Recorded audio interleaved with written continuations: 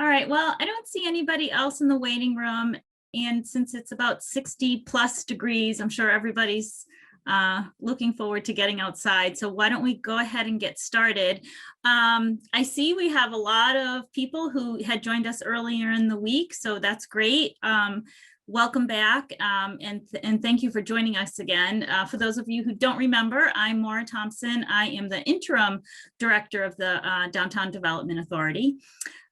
We have had a great few days talking with the community. The team is going to be going over the specifics of what we heard and talking through next steps. But one of the sentiments I think that we heard loud and clear over the last couple of days is the desire to prioritize people in our street improvement projects. And that was really good to hear because it really aligns perfectly with the goals and values that the DDA board has set for our projects. So as we said at the outset of these workshops, we know that community input, your input, is critical to the success of these projects. So if you have more information that you want to share with us or insights, the People Friendly Streets website will actually have the materials that we shared throughout the last couple of days, including videos of the presentation. So if you happen to miss Tuesday or anything on Wednesday, all of that will be available on our website, along with an interactive mapping tool. And that way, if you think of something additional that you want to share or you didn't get a chance earlier in the week, it's not too late. We want to hear from you again. And that website is peoplefriendlystreets.org, and all of the information is housed or will be housed on our new projects page. I am also going to share my email in the chat box. The DDA has a monthly newsletter where we provide project updates in addition to other information. So if anyone's interested in that, please just shoot me an email and I'll add you to the list. And with that, I am going to hand it over to Oliver Kiley from Smith Group to talk to us about what we heard and our next steps. So thanks again for being here. Great, thank you, Maura. Hello, everyone. My name is Oliver Kiley from Smith Group. I've been with you for the last few days on these projects, and so as Maura said, this is going to be a bit of a report out session with some Q&A time at the end. So welcome back. What we want to go through in our presentation here is a little bit about what we've been hearing over the last few days from the public and from stakeholders that we've engaged, kind of looking at how that's been aligning with some of our other engagement work that's happened previously. We'll spend some time going kind of project by project through the conversations that were had on each of these different projects and share some of the key findings and some of the specific insights that came out. And then we can talk about kind of next steps for each of these as we look ahead. So a couple things to note.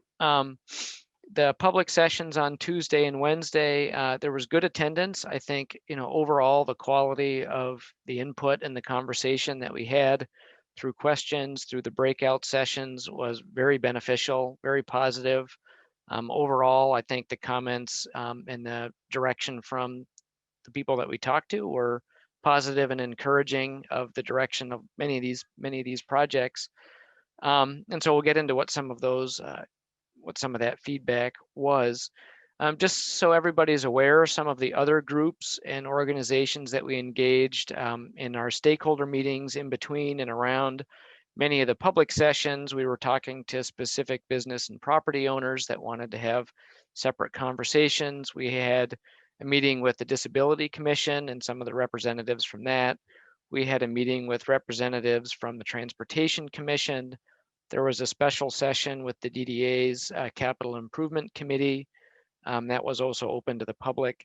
And that session just was a chance to get them up to speed with where everything is going and what the conversations have been. We also had a meeting with community high school staff and administrators talking about that portion of the Division Street project. And as this work continues to carry forward, we'll continue to be reaching out to other stakeholders in this process. We already have a number of other meetings set up over the next few weeks to continue these conversations. And one thing that we wanted to just kind of highlight as we wrapped up, looking back at the pilot projects that were done last year, and the survey work and the field work that was done as part of those efforts, everything that we heard in the sessions this time was fairly consistent with the input and the feedback that we were getting from the pilot projects. We'll get into the details, but both sets of engagement had strong support for the separated bikeway projects. We had people ask about, the extent to which the bikeways were really being used during the pilot projects. So there's just a note on here, during just 3 days of the pilot projects, they were up for, many weeks, but just 3 days of data collection were done and recorded, over 4,500 bicycle trips just in the 3-day period of time. So definitely, those were used. And I think through our conversations that we had this week, we talked to many people who would use the pilot projects and were eager to see how those could move forward. We also, heard through the Healthy Streets projects and again through our engagement work in the last few days, real strong interest to see how commercial streets can become more flexible and adaptable to support business activity and business uses on those streets. And then just a general sentiment for really focusing in on the people equation and how do we make sure that we support safety and comfort and prioritize people regardless of how they're moving into and through the downtown. So some of the overall kind of findings when we stepped way back and kind of looked at all of the comments that were coming in, 5 sort of key things really stood out to us. And these again were kind of aligned with what we were hearing previously. That idea of building out the remaining low stress bike network. So that would be on Division and then the Miller-Catherine connection. And I think what came through in those conversations is, don't just think about the bikes in that equation. While, the design of the separated bikeway is what it is, look for those opportunities to improve safety and comfort for all users too. So that prompted lots of good discussion around how intersections could be adjusted or improved even beyond just improvements necessary for the bikeway to help improve the character, the safety, the comfort of the downtown. Another kind of big thread that cut through all of the discussions was, just that we make a really strong effort to make sure that the efforts that are happening downtown are well coordinated with improvements, plans, ideas for all of the major corridors that are those conduits into and out of the downtown. So that relationship and kind of partnering with the city on some of the projects that are identified, for instance, in the transportation master plan, that we be thinking about how these opportunities can all tie together so that the system, even outside of the downtown, is really working. A lot of positive feedback and encouragement around the curbless, flexible street ideas. Those are mostly discussed in terms of State Street, but other streets came out through the conversations. Sections of Main Street in that core commercial area could be a candidate for that, as well as in some other locations. So there's quite a bit of good conversation around that.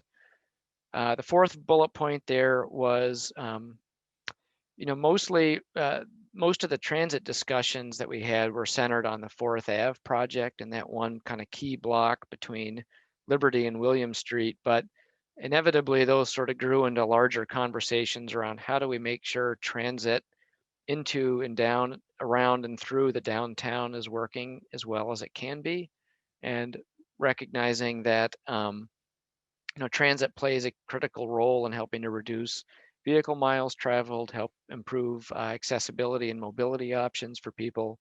So kind of always making sure that we're accounting for transit and thinking through how transit is incorporated on all of these street projects was something that came through.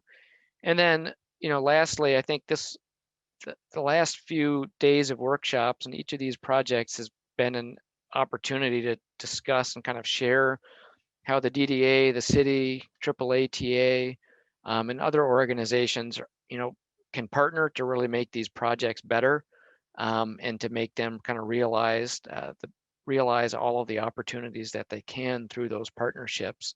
So that was something that a lot of community members and people that we talked to said they were really appreciative, and like knowing that the city and the RIDE and the DDA and everybody is working together to solve these complex challenges, and that that be something that we need to continue to keep momentum on. So with that, I'm going to switch gears. I'm going to pause this screen share and jump into another one.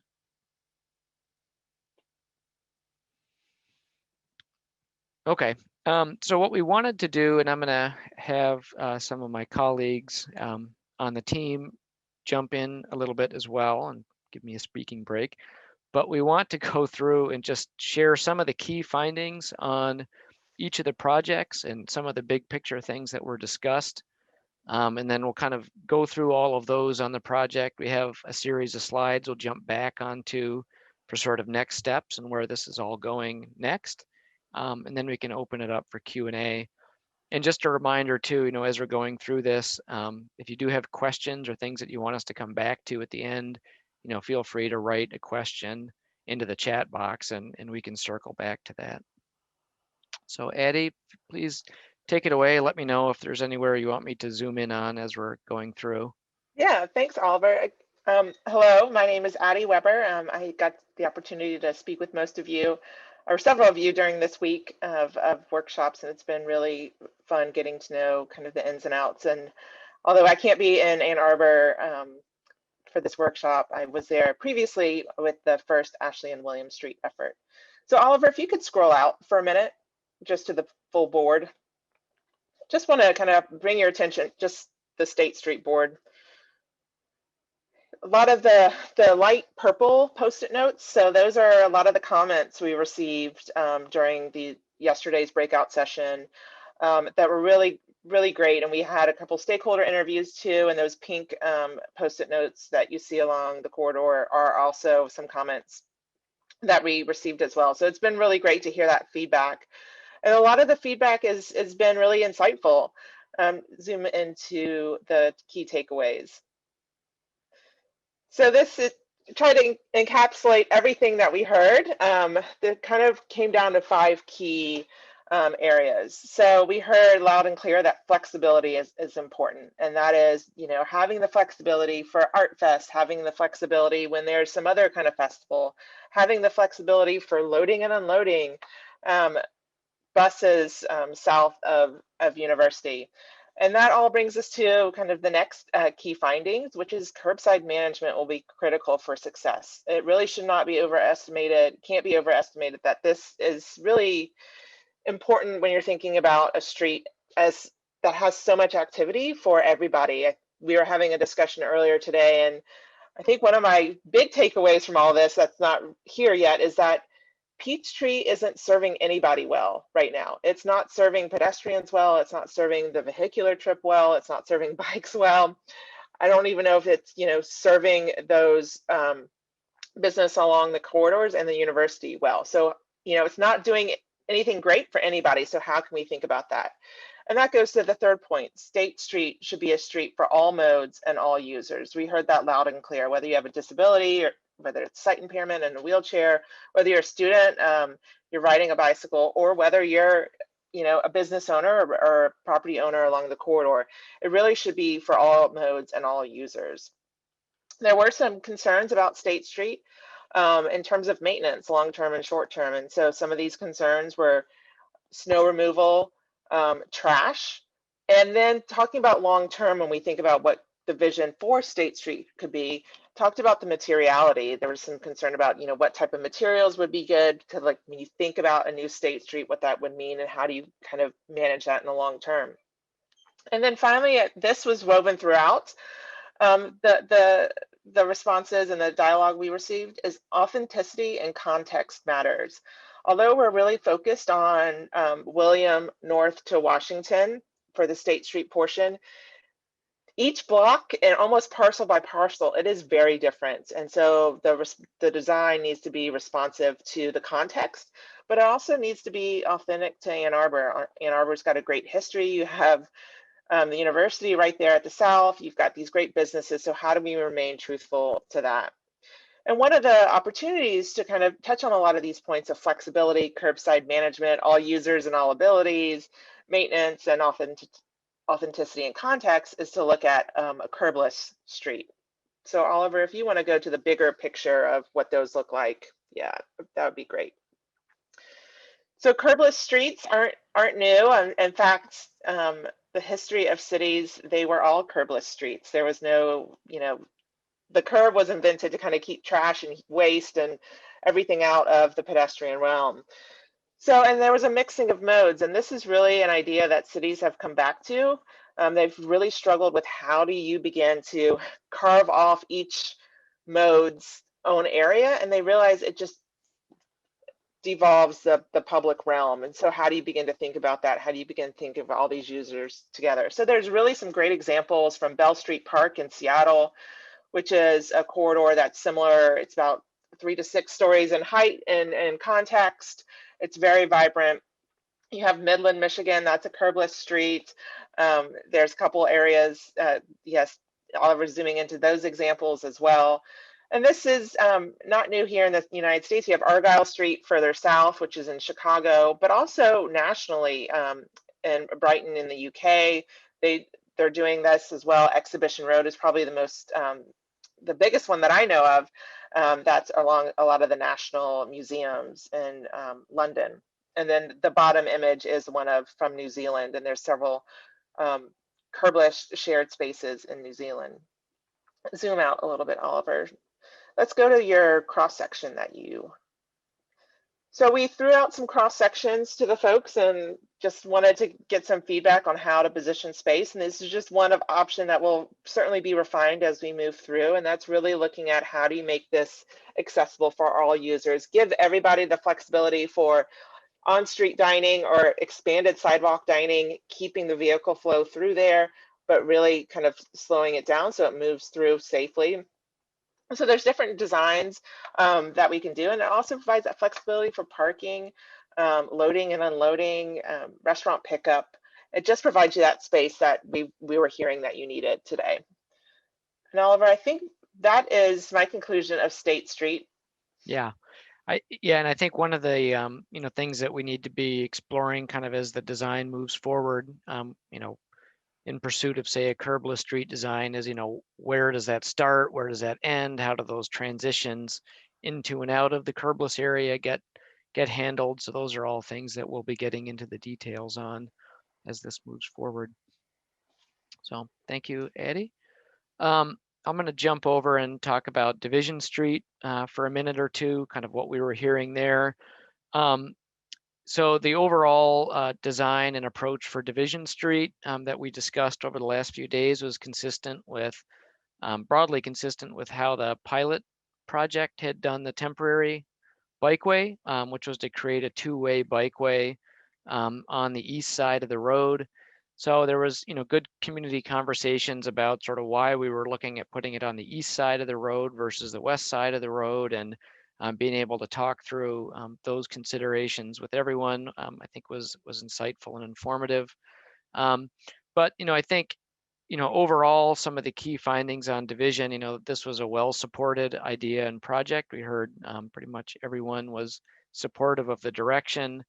And I think, as I mentioned earlier, that idea of, how can we make sure that we're bringing in other improvements to the road corridor beyond just the bikeway to help make it a more safe and comfortable corridor for all users. So those are things, we got great ideas about, improvements or adjustments to intersections to make that more comfortable and to kind of improve that experience. I think conversations around Division Street tied into questions around the broader bikeway network and some of those connections maybe outside of the downtown and DDA district. So, is there a way to extend Catherine and Ann Street, say, further to the east as an additional kind of low stress connector? How does that tie into the Miller-Catherine bikeway? Those are all some of the big discussions that we worked through. And then I think another one that we'll touch on in a little bit later too is, most of the sessions, the point came up around Division Street being a one-way street and a one-way pair with Fifth Avenue, and what the future might look like or hold for those projects, and whether or not that one-way pair should be reevaluated. Again, we'll be sharing a link out to this mural board that'll be accessible to the public, so that, as kind of a record of what was said, so that people can zoom in anywhere on this and see the comments and the conversations that were left. Through our stakeholder meeting with Community High School, we got into good conversations around pedestrian crossings at Catherine and Lawrence and in between, and how we might be able to improve some of those connections. We talked with a lot of avid bicyclists and got their ideas and insight on how to make some of these tricky intersections like Division and Catherine work better. And we know that those are going to be areas for particular attention during the design phase. So lots of ideas of how to improve and tweak things. I think one of the comments that came up throughout on both Division and Miller and Catherine related to service and loading zones on the side of the street that the bikeway is on, and how are we making sure that we can provide those curbside uses where there's a high demand for them. And so in some cases, we were looking at where we might be able to incorporate that into the buffer zone of the bikeway. But I think that also opens up a broader conversation around how cross streets get used, and how nearby parking and curbside areas are used to help support those loading and pick up and drop off types of uses as well.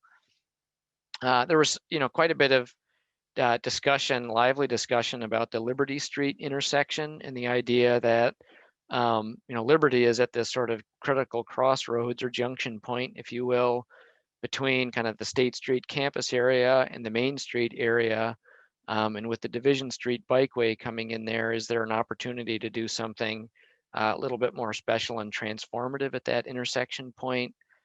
We kicked around ideas for raised crossings or raised intersection or other kinds of things like that to make that more of a signature moment. And that's something that we can explore in the design phase as well.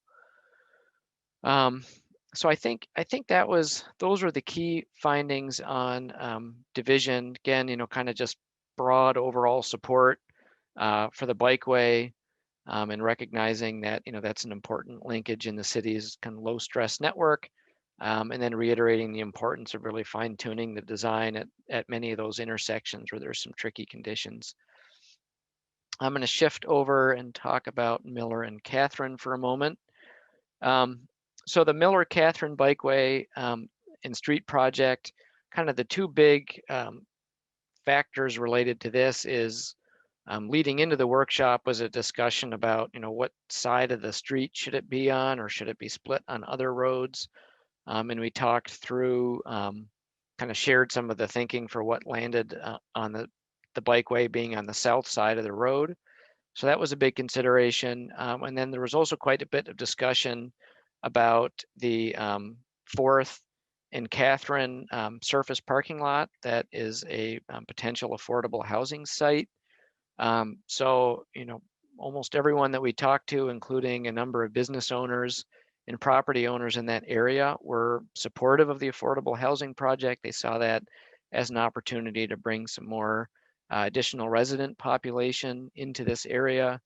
And so there's a lot of discussion around how we would coordinate implementation of the bikeway and the street work, potentially in advance of the affordable housing project, in order to do some of the utility improvements and other adjustments that would help support that housing project.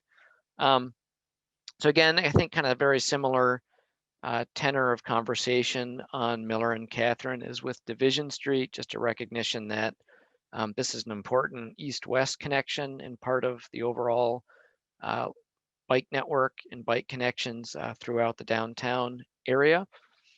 So we got good feedback, again, insight from cyclists and bike riders about, how we can handle certain intersections and make those work better, talk through a range of different ideas. I guess I can look at my key findings here.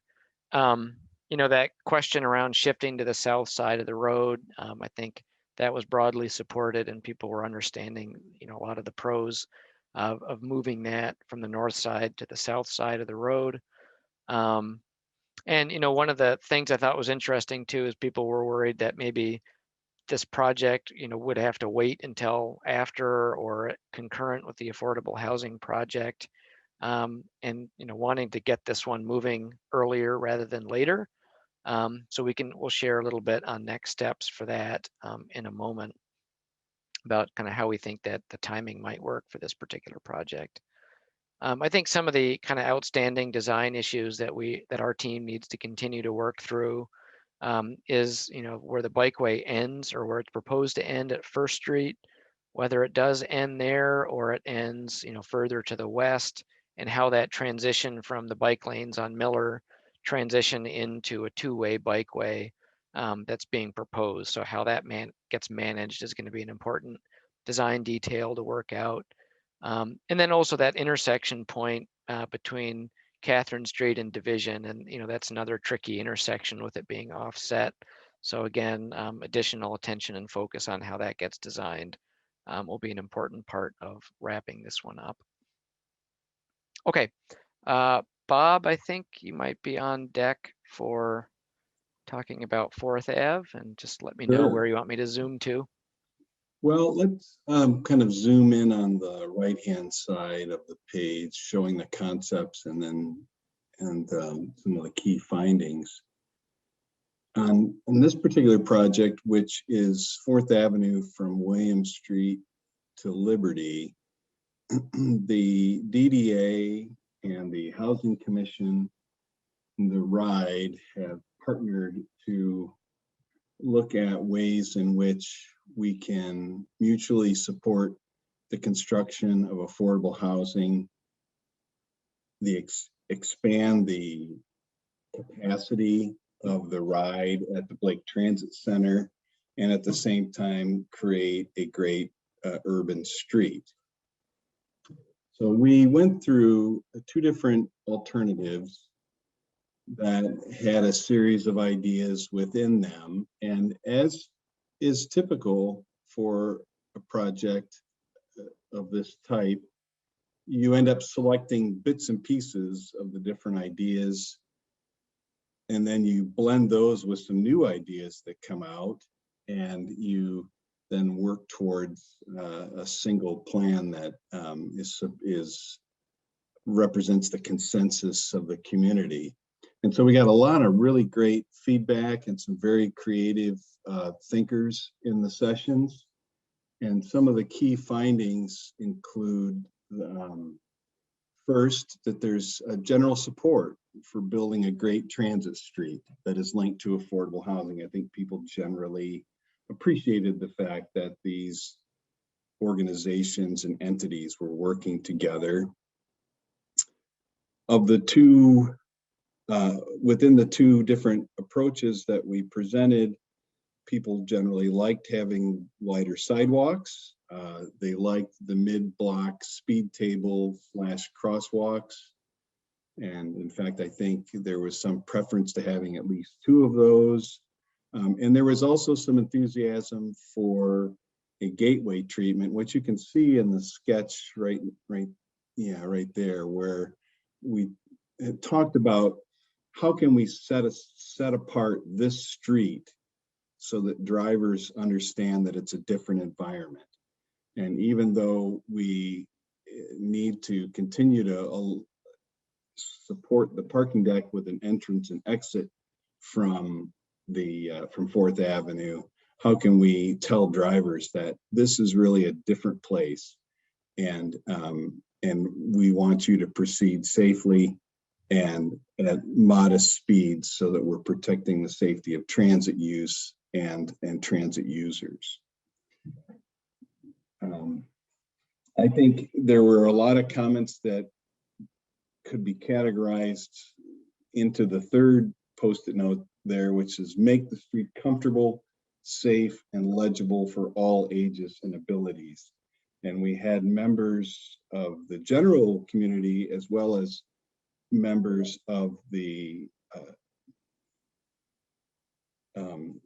Disability Commission who really gave us some great thinking about how do you select materials for this so that it's easy for people to get through no matter what their age or abilities are.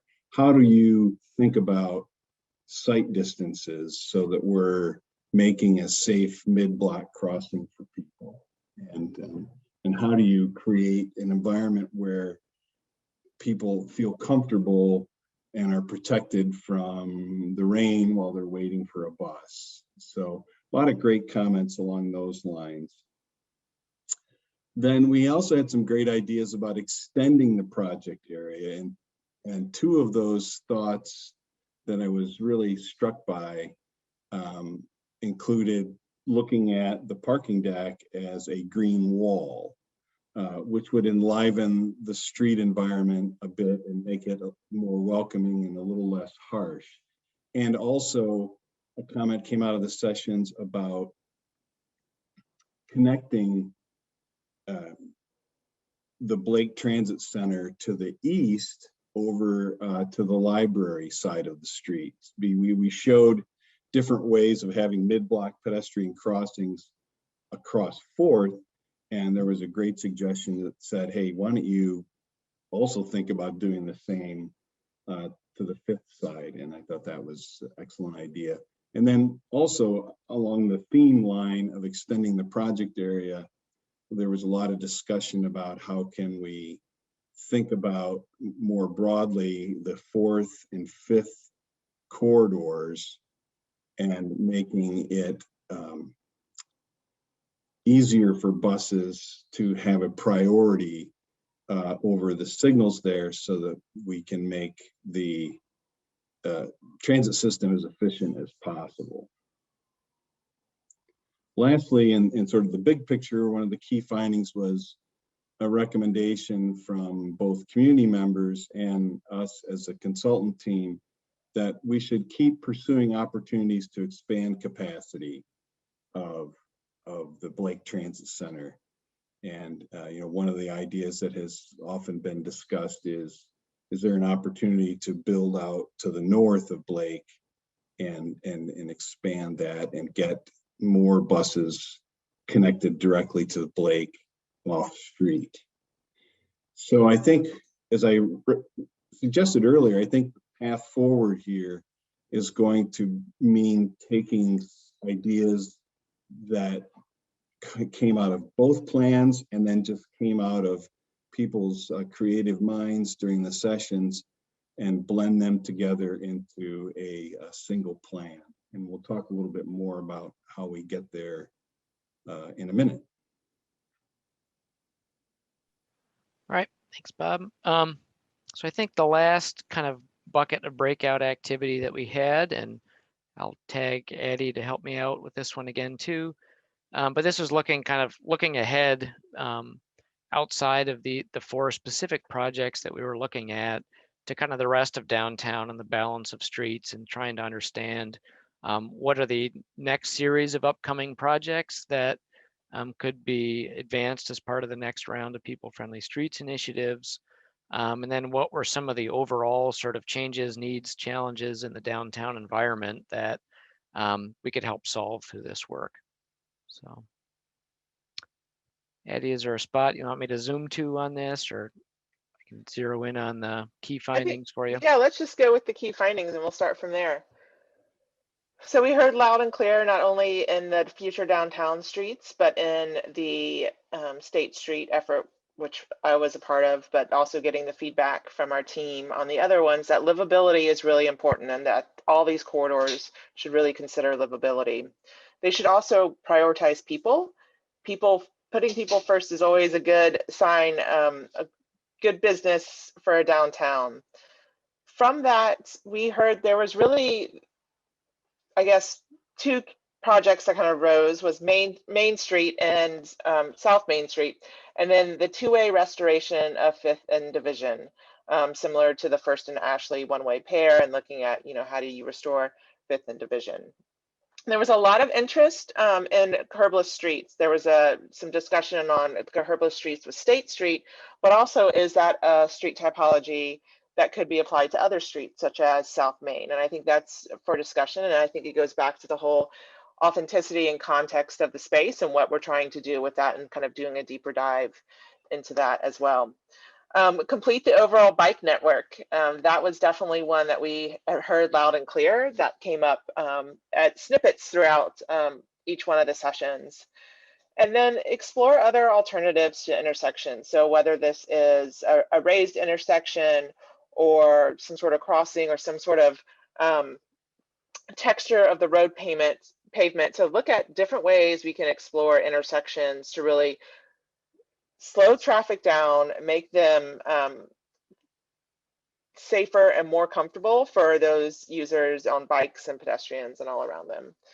Oliver, did you have anything else you wanted? I'm sure you can build off of some of that, but I'm happy to keep going too if you're. Yeah, I think you hit on all the main stuff. A couple other spots that got highlighted in conversation, and some of them are a little bit outside of the DDA, but the kind of Packard Hill State Triangle area, that was a pilot project area from last year, and the city is looking to make some version of those changes into permanent improvements there to help kind of have continuity of the bike lanes that are going through that area, which would help make an easier connection up to the Division Street Bikeway. I think on the other end, on the north side of town, a bit off the map here, there were some conversations around the Broadway Bridge area and how that might be looked at in the future. And again, that kind of falls within that bucket of those connections that are coming into the downtown, and how do we make sure that those are strong and robust as well. And then I think, some of the other kind of specific project or kind of location ideas that came out, there was discussion around kind of South Main Street in sort of two parts. One was, recognizing that the core kind of commercial area of Main Street from here on down to William is scheduled to have water main upgrades in a couple of years. So what opportunity might that open up for rethinking how Main Street functions and can help support the commercial uses there? And then some questions came up or ideas were raised around, South Main Street heading south from William, and just how that section of the corridor evolves. What's the right sort of gateway moment to start to create that, you've arrived in the downtown environment, and the character of the street and the patterns have changed. Sort of where does that occur? So those are some of the big questions sort of citywide that, or not citywide, but downtown wide, that were being looked at and considered. So with that, we just have a couple other slides that I'm going to use the mural boards to talk through, because what we wanted to do is just sort of wrap up this before we switch to Q&A, just with kind of giving a next step heads up of where each of these different projects is going.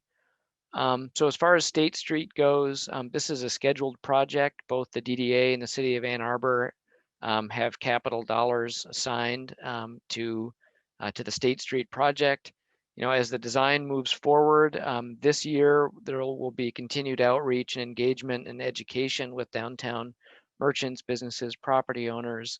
And this project is scheduled currently to go into construction next year. So that would be 2022 with the design work proceeding this year. For Division Street, this was another project that is kind of in the scheduled bucket. There were funds available to advance this project, the Division Street Bikeway, this year. So we'll be kind of fast tracking the design for this over the course of the summer. There's a number of intersections and signals that we're going to be looking at in detail for how those need to be designed and handled. And the hope is for this, that this would be under construction and completed in the fall of this year. And so again, from an engagement standpoint, continuing to reach out to businesses and residents that are proximate to the corridor as that design gets refined and we move towards implementation will be important. On the Miller and Catherine Street project, we're kind of coming out of this and recommending that this be put into the hopper for the next round of DDA projects to be advanced. The design for this could move forward this year, again, recognizing there's some key intersections and signals like at North Main Street, which is an MDOT corridor. We need to kind of work through the design of those and how that would work. And potentially, in thinking about the relationship between this and the affordable housing project at 4th and Catherine, we heard that people would like to see this move forward as quickly as possible. That would likely mean construction in 2022, which is good from the affordable housing project standpoint as well, because they would like those water main and some of the utility work that could go along with this project to occur before their building project begins. And again, we'll have continued outreach and engagement with residents and property owners and businesses along that corridor. The last of kind of the 4 focus projects was on 4th Ave. This is another one that we would kind of recommend to be advanced and continue to be considered for the next round of DDA projects. The conceptual design work, there's still some, as Bob was saying, we need to kind of marry the different ideas that are under consideration into a complete design and get buy-in and concurrence on that direction. But that's something that could happen this year, and then we would need to coordinate the timing and the implementation of that, both with the affordable housing project, as well as with the RIDE, to make sure that that work gets implemented in a way that supports those other efforts. And then lastly, on on the kind of future downtown streets,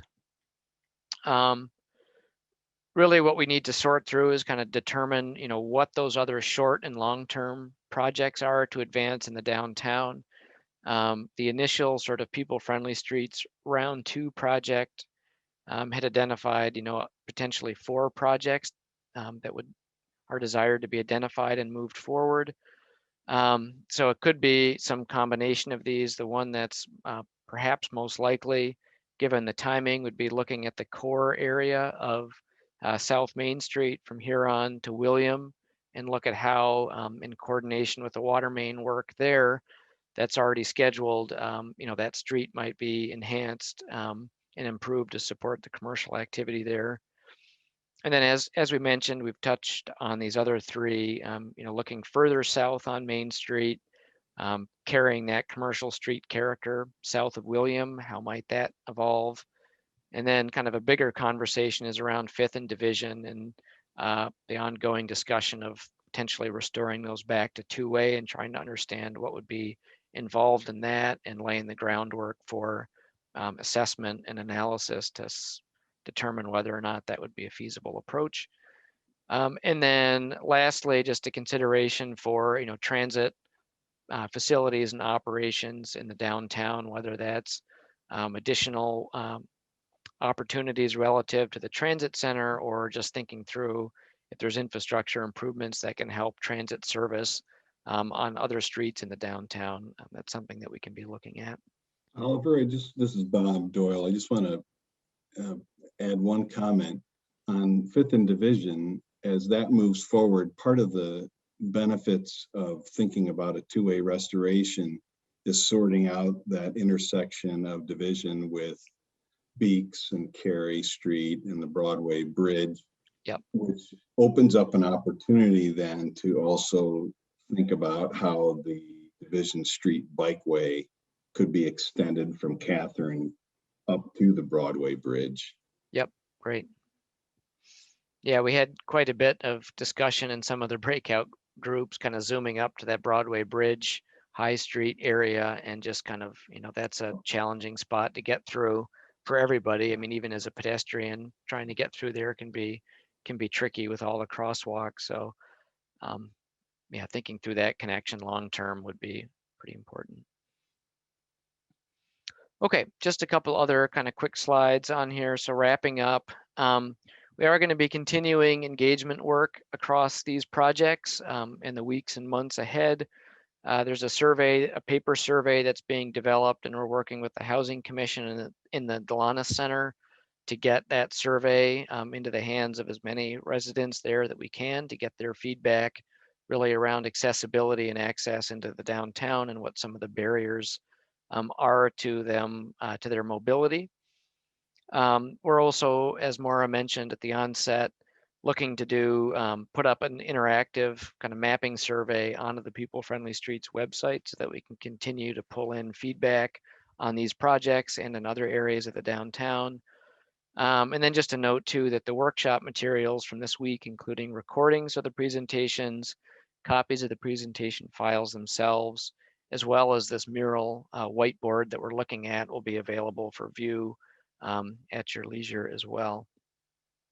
And so I guess, just as a way of closing out, and we can turn it back over to Q&A, we just want to reiterate the DDA's core values and these shared values that we're working towards, and just recognizing that, these projects all can help us advance and work towards these goals, and that creating safe and comfortable streets for all users is really talking about all users, whether you're biking or driving or working or riding the bus or walking, that we really be thinking about the full range of people that are using the downtown, and that we put people front and center in the decisions that we make.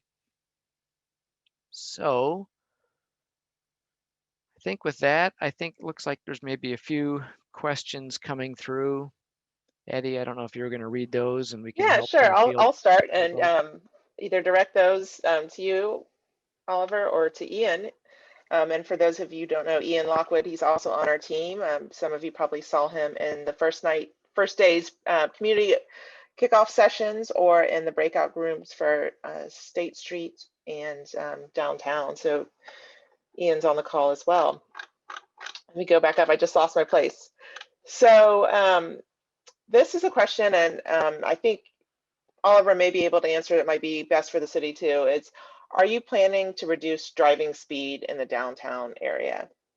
I know this is a little bit talked about before with the new master plan. Yeah, I think there's kind of two answers to that question. One is the technical answer is that it's going to be difficult to change the posted speed limit on the roads downtown. I believe the state of Michigan won't allow posted limits on most local roads like this in the downtown environment to be below 25 miles an hour, which is a challenge. At the same time, I think there's a lot of ways in some of the treatments that we've been talking about in these workshops that we can still help reduce and manage speeds, give cues to drivers to slow down and to drive at a more comfortable pace. When we had done the pilot project work last year, part of our data collection pre and post pilot projects was looking at, capturing speed data. And what we found is that, before the pilots were installed, almost across the board, speeds were, well above the speed limit, usually at least 5 miles an hour faster. So if it's most of downtown is signed at 25, a lot of the speeds were, at 30 or higher.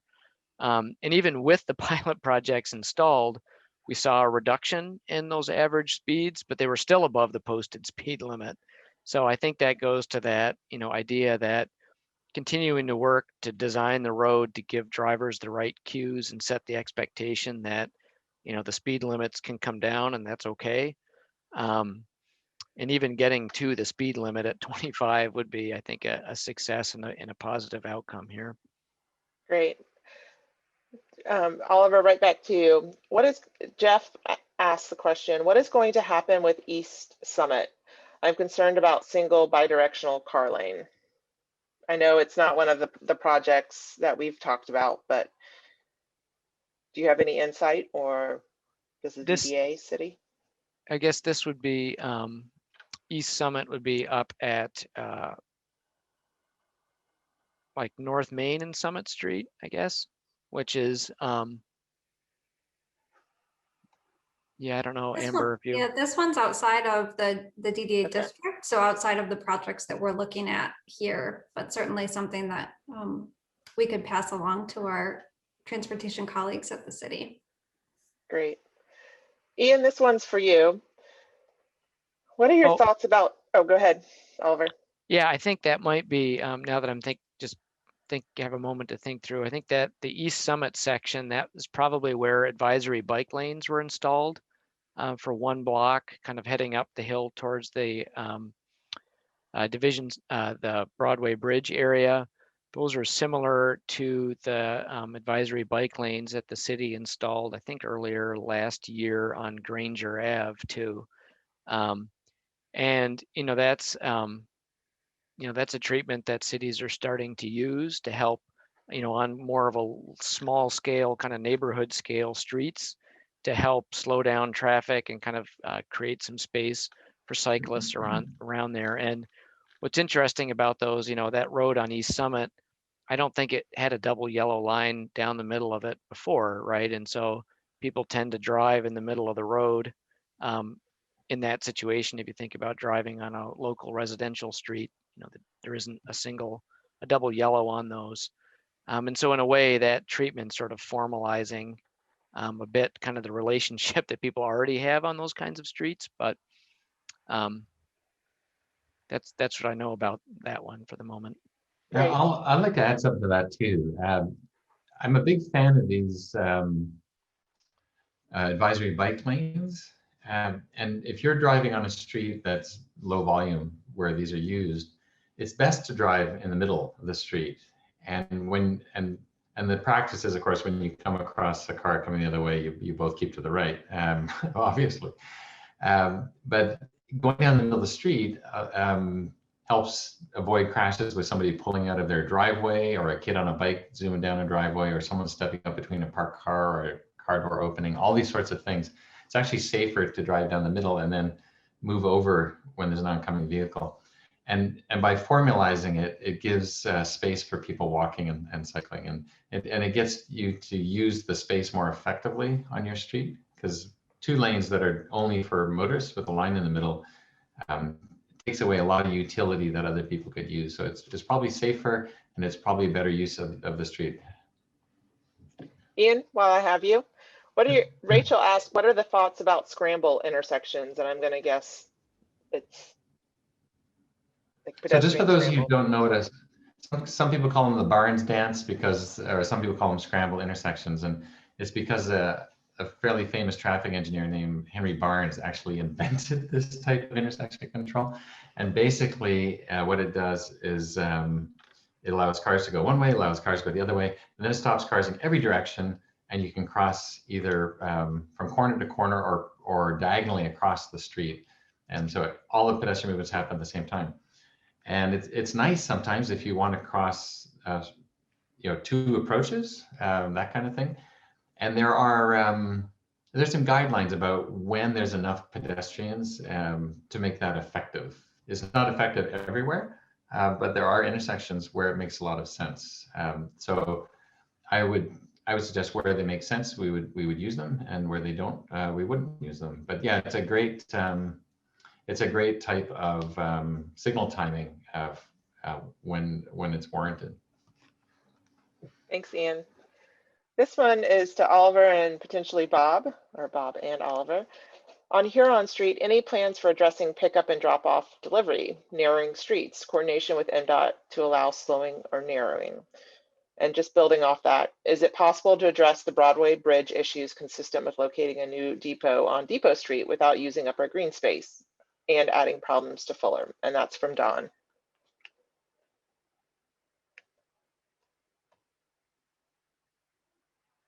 Oliver. Sorry about that. I was muted. Yeah, I think, one of the challenges on Huron Street has been working with MDOT. There was quite a bit of kind of thought that was put in during the Huron Street project before that got off the ground, of looking at how those outside kind of curbside lanes, or drive lanes today, how those might be repurposed or made flexible, or any number of other things. And most of that MDOT wasn't really willing to entertain that at the time.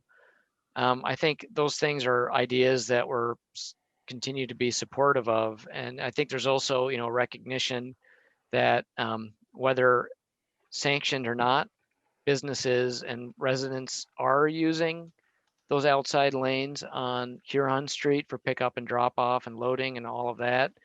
And I think, one of the questions to keep in mind is at what point is that being sort of uncontrolled and unmanaged worse than just saying, okay, maybe we need to transition these lanes and actually make them, proper curbside use lanes. I think that's a question that, we can't necessarily answer given that MDOT owns that roadway, but it's something that we can continue to push and ask.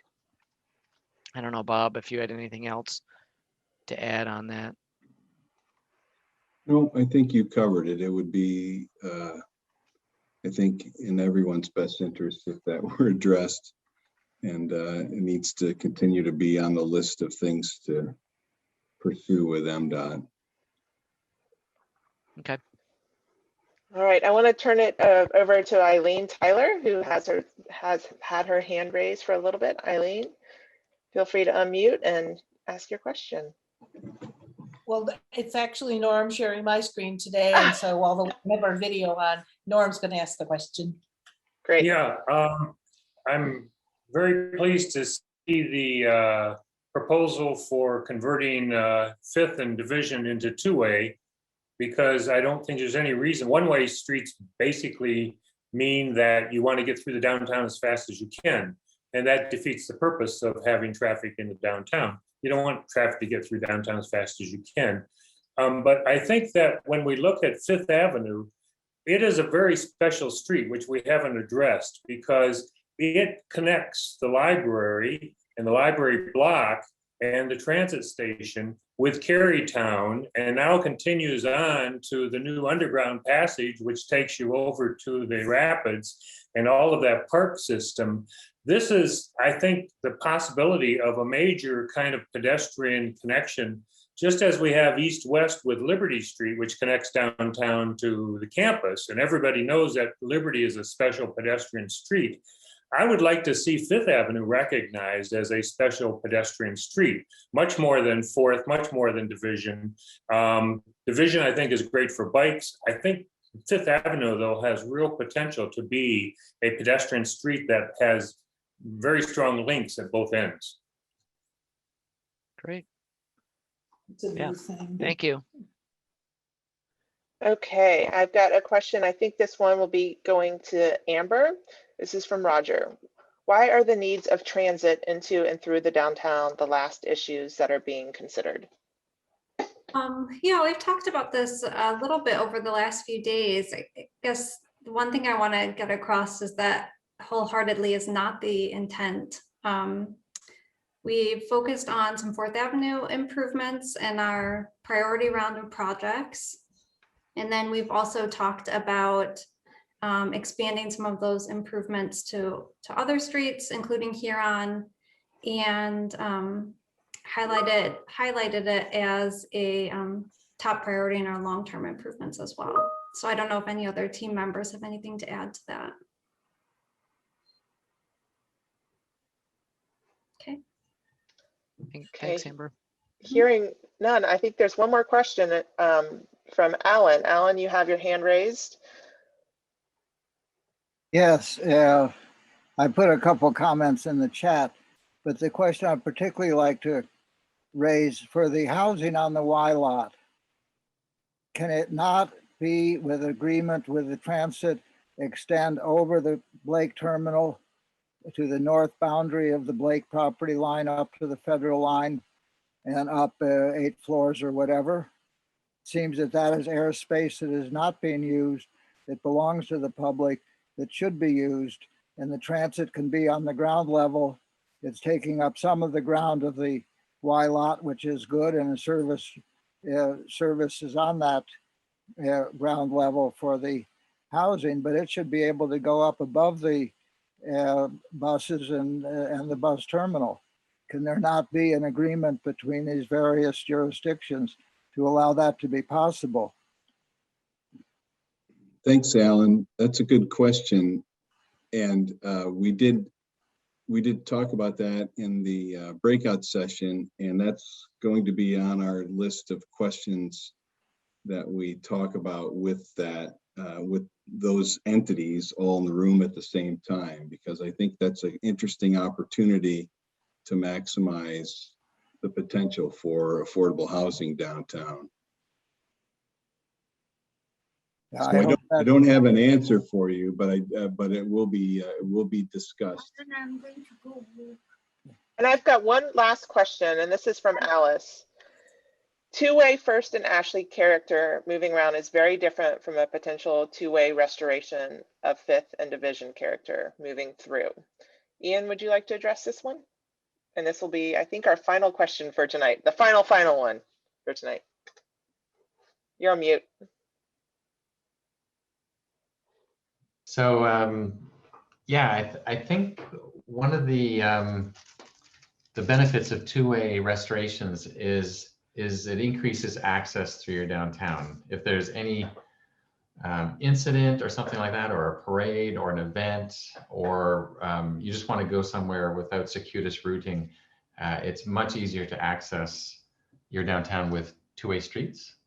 And so, yeah, they are different. They're all of those streets are different, but it's a basic principle of maximizing exchange. And so it would be very helpful to have two-way streets for downtown. The downtown is only a square mile, and of all the places you want exchange, it's in your downtown.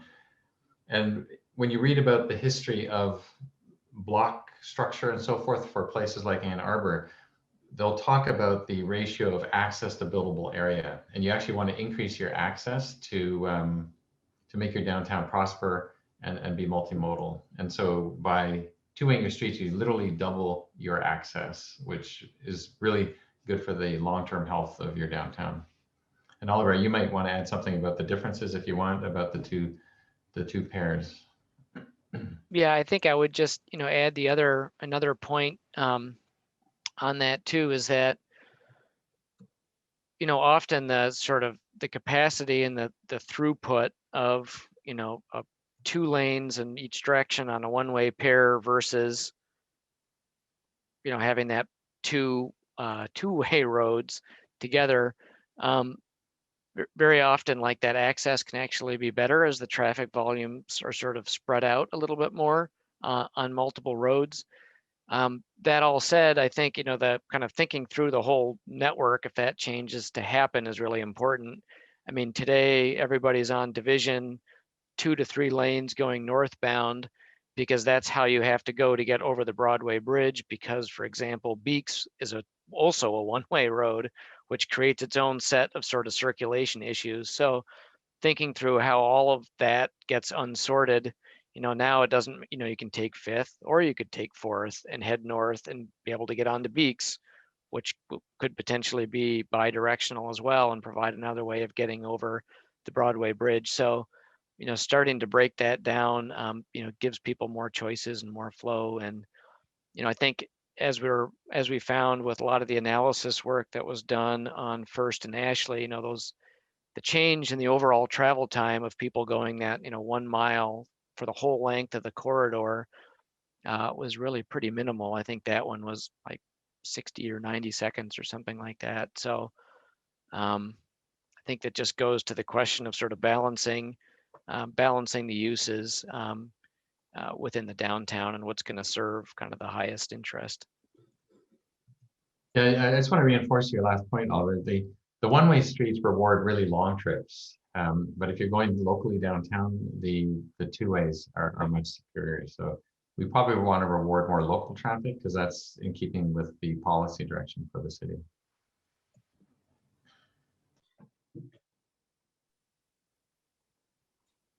All right, Oliver, do you want to close this out, or is that Amber? Sure, I can close this out. I just want to say thank you all for giving us your time this week, giving us your time this evening on such a beautiful day. I also want to note that we are capturing all of the chat comments, and in case we didn't get to yours, we will be posting questions on the DDA's People Friendly Streets page and posting the answers as well, so you can follow up there. And again, you can send me an email if you have any questions, and we look forward to more discussions. Thank you all.